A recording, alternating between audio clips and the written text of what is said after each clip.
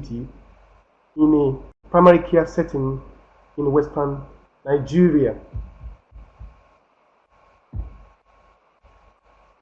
My summary of my findings: 1.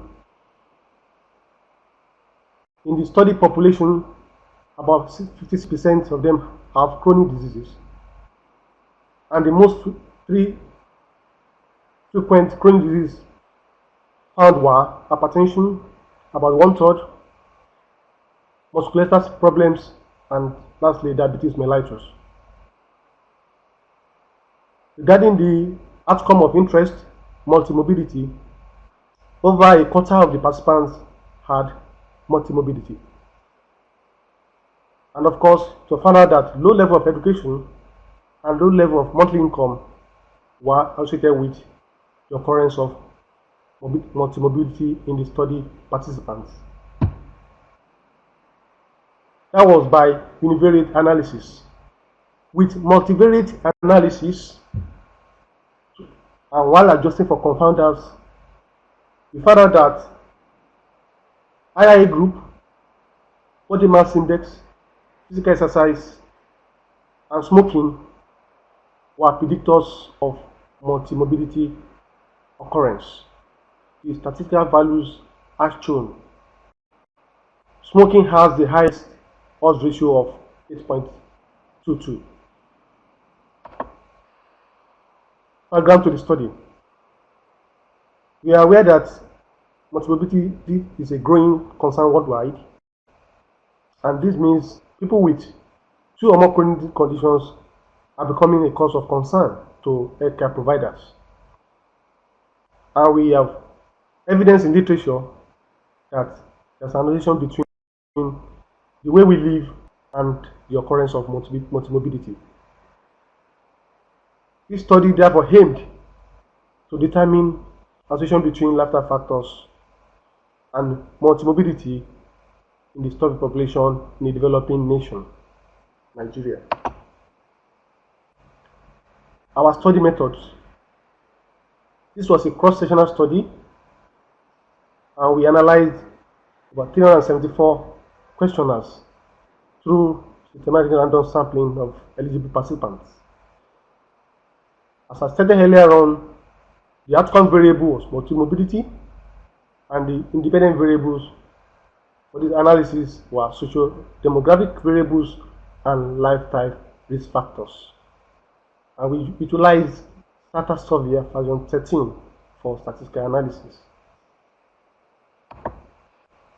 We observed research ethics of confidentiality, no discrimination. We provided informed consent for participants, and the study got approval from Institutional Ethical Review Committee. And of course, during the study, we minimized risk of stigmatization of the participants, and we adhere to our inclusion and exclusion criteria.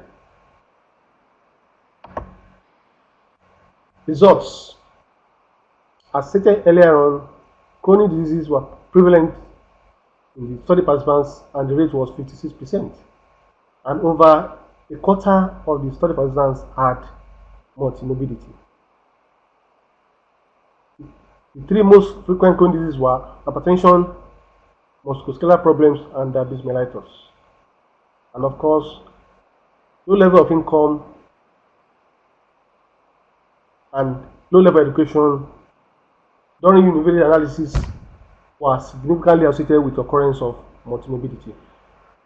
And using multiple disease session analysis, we found out that age group, body mass index over 25,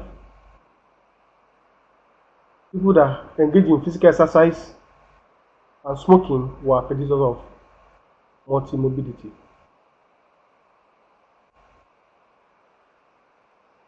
When I say exercise, I mean look at the odds ratio of 0.33. That means people who engage in physical exercise had a lower risk of developing multimorbidity.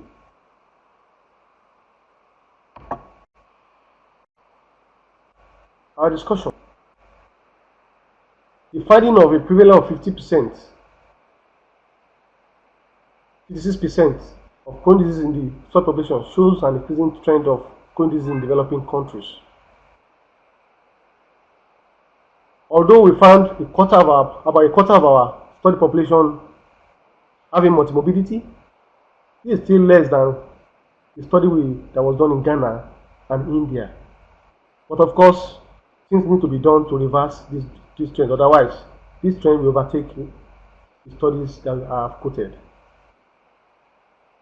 And of course, this link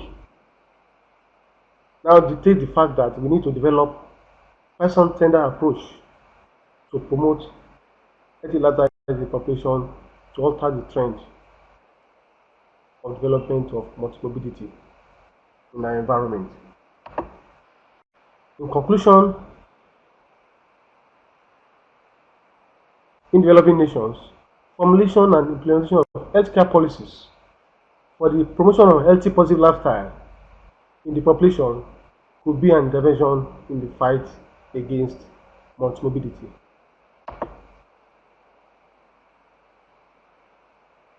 With this study, there are other areas that need to be covered in this aspect to throw more light on the issue of multimorbidity in a developing nation.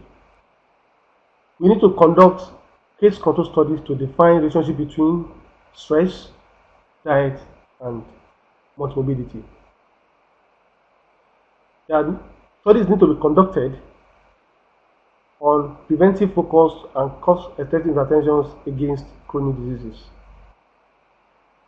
The finding of an increased proportion of elderly people having multimorbidity requires attention to be paid to the elderly in continuous and integrated care.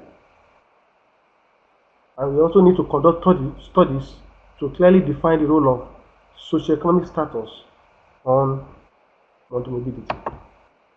I thank you for your listening attention.